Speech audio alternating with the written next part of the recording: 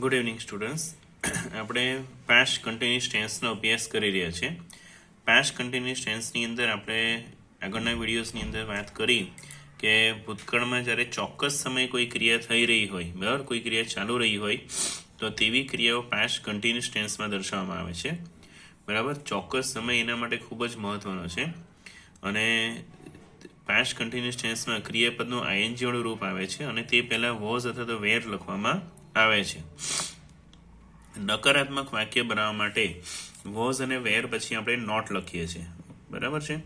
અને એના ઓળખ શબ્દો જે છે તે વેન, વાઇલ અને એઝ જે છે, શું એનો અર્થ થાય છે કે જ્યારે અને ત્યારે. પછી at that time, at that moment અને ધેન, બરાબર, એટલે કે તે સમયે, હમણાં, બરાબર, એટલે કે તે સમય એવો અર્થ એમાં થાય છે. હવે એના પછી આપણે બીજી એક વાત એની અંદર એ જોઈ હતી કે પાસ્ટ કન્ટિન્યુઅસ ટેન્સમાં 3 પ્રકારના વાક્ય આવે છે, બરાબર. હવે એ 3 પ્રકારના વાક્ય કયા પ્રકારના હોય છે? એટલે પહેલો જે પ્રકાર હોય છે એમાં એક જ વાક્ય આવે છે કે જે પાસ્ટ કન્ટિન્યુઅસ ટેન્સનું હોય છે. બીજો પ્રકાર જે હોય છે તે કેવો હોય છે કે 2 વાક્ય આપેલા હોય, 2 કનેક્ટેડ વાક્ય હોય અલ્પવિરામથી, અને બંને વાક્ય પાસ્ટ કન્ટિન્યુઅસ ટેન્સના હોય છે. અને ત્રીજું જે વાક્ય હોય છે તે એક વાક્ય સિમ્પલ પાસ્ટ ટેન્સનું અને બીજું વાક્ય પાસ્ટ કન્ટિન્યુઅસ ટેન્સનું હોય છે, બરાબર. તો આ 3 પ્રકારના વાક્યની અંદર હોય છે. તો જોઈએ આપણે. પહેલું જુઓ કે એક જ વાક્ય હોય કે જે પાસ્ટ કન્ટિન્યુઅસ ટેન્સનું હોય છે. જેમ કે જુઓ, Mohan was watching TV at that time, કે તે સમયે મોહન ટીવી જોઈ રહ્યો હતો. પછી બીજું વાક્ય, they were playing cricket then, જો then એટલે ત્યારે, તે સમયે, કે તેઓ ક્રિકેટ રમી રહ્યા હતા. પછી જુઓ બીજું વાક્ય આપણે જોઈએ, બીજા પ્રકારનું વાક્ય કે 2 વાક્યો હોય અને બંને વાક્યો પાસ્ટ કન્ટિન્યુઅસ ટેન્સના હોય, બરાબર. 2 વાક્યો હોય, બંને વાક્યો પાસ્ટ કન્ટિન્યુઅસ ટેન્સના હોય.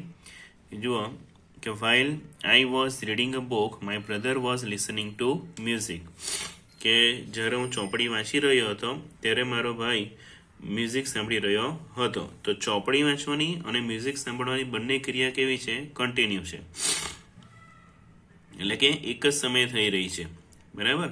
પણ એ ક્રિયાઓ બંને અલગ અલગ છે અને અલગ અલગ વ્યક્તિઓ જ કરી રહ્યા છે, પણ એનો સમય એક જ છે. પછી જુઓ, as the teacher was teaching, some students were talking, કે જ્યારે ટીચર ભણાવી રહ્યા હતા ત્યારે વિદ્યાર્થીઓ વાતો કરી રહ્યા હતા, બરાબર. તો આ રીતે તમને 2 પ્રકારના વાક્યો પાસ્ટ કન્ટિન્યુ ટેન્સમાં જોવા મળે છે કે જે 2 વાક્યો કન્ટિન્યુ ટેન્સના જ હોય છે. એટલે આ 2 પ્રકાર આપણે જોયા હતા. હવે આગળ આપણે જોઈએ કે 2 વાક્ય હોય, એક વાક્ય સિમ્પલ પાસ્ટ ટેન્સનું હોય અને બીજું વાક્ય પાસ્ટ કન્ટિન્યુઅસ ટેન્સનું હોય. તો આ જે પ્રકાર છે તે સૌથી અગત્યનો છે. ખાસ ધ્યાન રાખવાનામાં કે 2 વાક્ય હોય છે, એમાંથી એક વાક્ય સિમ્પલ પાસ્ટ ટેન્સનું અને બીજું વાક્ય પાસ્ટ કન્ટિન્યુઅસ ટેન્સનું હોય છે, બરાબર. એમાં ખાસ તમારે ધ્યાન રાખવાનું છે, કારણ કે પરીક્ષાની અંદર મોટે ભાગે આવા પ્રકારના વાક્યો આવતા હોય છે. જો એક્ઝામ્પલ જુઓ કે વેન માય ફાધર કેમ, આઈ વોઝ ડુઈંગ હોમવર્ક, બરાબર. વેન માય ફાધર કેમ, I was doing my homework, કે જ્યારે મારા ફાધર આવ્યા ત્યારે હું હોમવર્ક કરી રહ્યો હતો.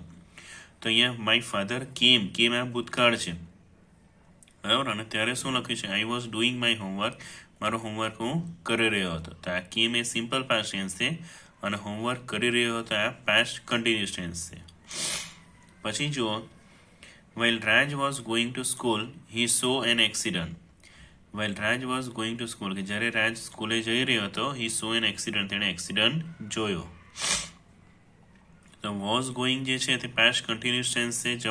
સ્કૂલે જવાની ક્રિયા થઈ રહી હતી, બરાબર, મીન્સ કે સ્કૂલે જઈ રહ્યો હતો ત્યારે તેણે એક્સિડન્ટ જોયો. તો એક્સિડન્ટ જોવાની ક્રિયા તો સિમ્પલ પાસ્ટ ટેન્સની જ છે, મીન્સ કે એક્સિડન્ટ તો એક જ વખત એણે જોયો છે, જોઈ રહ્યો હતો એવું નહીં, એણે જોયો. હવે આપણે કશે જઈ રહ્યા હોય, કશે પણ આપણે કઈ વસ્તુ જોઈએ તો આપણે બીજા કોઈને ડિસ્ક્રાઇબ કરતા હોય કે હવે અમે આવું આ જગ્યાએ જઈ રહ્યા હતા ત્યારે અમે જોયા હતા, એમ. As Puja was playing, she fell down, કે જ્યારે પૂજા રમી રહી હતી ત્યારે તે ફેલ ડાઉન એટલે કે પડી ગઈ. તો વોઝ પ્લેઇંગ અને ત્યારે શું થયું કે ફેલ ડાઉન એટલે કે પડી ગયા એમ. તો વોઝ પ્લેઇંગ એ પાસ્ટ કન્ટિન્યુઅસ ટેન્સનું વાક્ય છે, જ્યારે ફેલ ડાઉન એ સિમ્પલ પાસ્ટ ટેન્સ છે.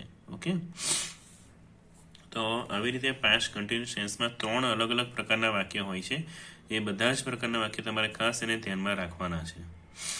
તો ચલો હવે જુઓ એક્ટિવ અને પેસિવ વોઇસ એની વાત કરીએ આપણે પાસ્ટ કન્ટિન્યુઅસ ટેન્સ માટેની. તો જુઓ એમાં એક્ટિવ વોઇસમાં સબ્જેક્ટ વોઝ ને વેર, ક્રિયાપદનું આઈએનજી વાળું રૂપ, ઓબ્જેક્ટ અને અધર વર્ડ્સ એની અંદર આવે છે. બરાબર, એટલે પહેલાં સબ્જેક્ટ લખવામાં આવે છે, પછી વોઝ કે વેર હોય છે, પછી ક્રિયાપદનું આઈએનજી વાળું રૂપ હોય છે, ઓબ્જેક્ટ અને અધર વર્ડ્સ એટલે અન્ય શબ્દો આવે છે. પેસિવ વોઇસની વાક્યરચના કેવી હોય છે? તો પહેલાં ઓબ્જેક્ટ આવશે, પછી વોઝ કે વેર આવશે. બરાબર, ઓબ્જેક્ટ પછી શું આવશે? વોઝ કે વેર. પણ એ વોઝ ને વેર જે છે તે ઓબ્જેક્ટને ધ્યાનમાં રાખીને આપણે લખવાનું છે. પછી બિંગ આવશે. બરાબર, આપણે બિંગ લખવું પડશે. ત્યાર પછી ક્રિયાપદનું ત્રીજું રૂપ આપણે લખીશું બાય, પછી સબ્જેક્ટ અને અધર વર્ડ્સ આપણે લખી શકીએ.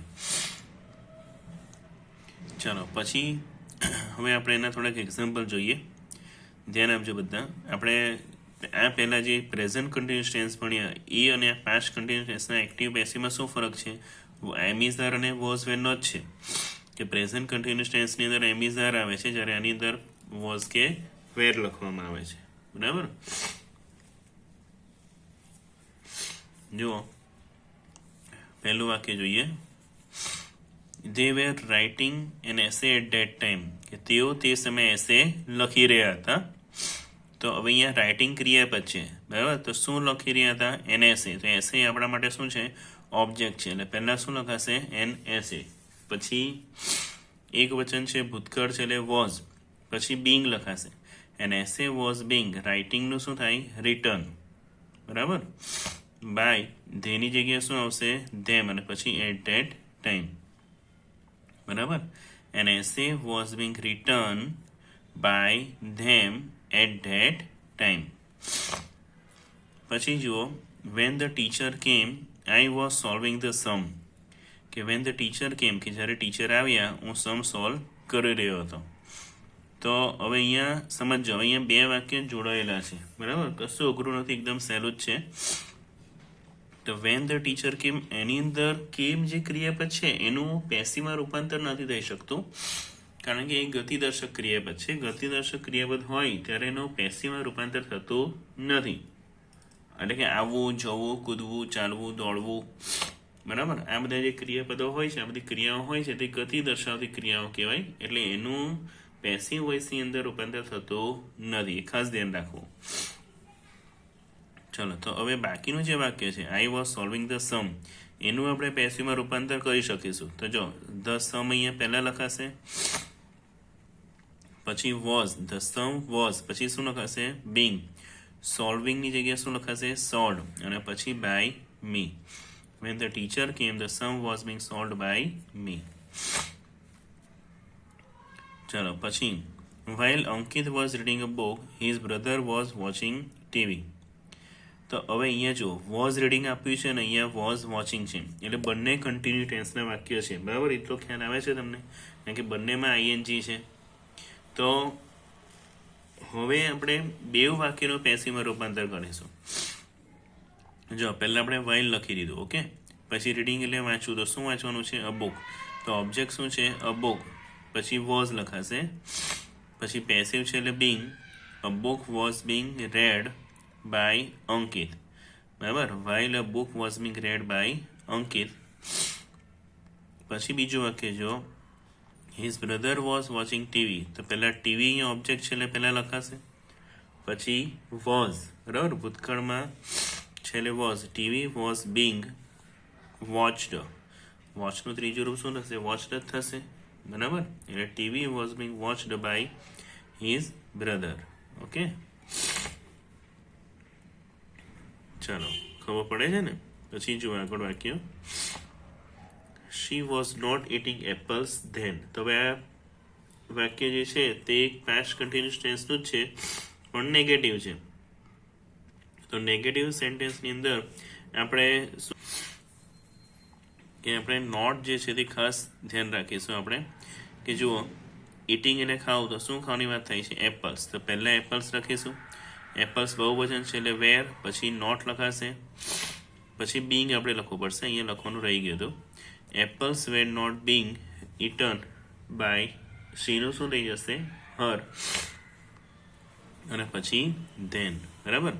Apples were not being eaten by her, અને પછી ધેન.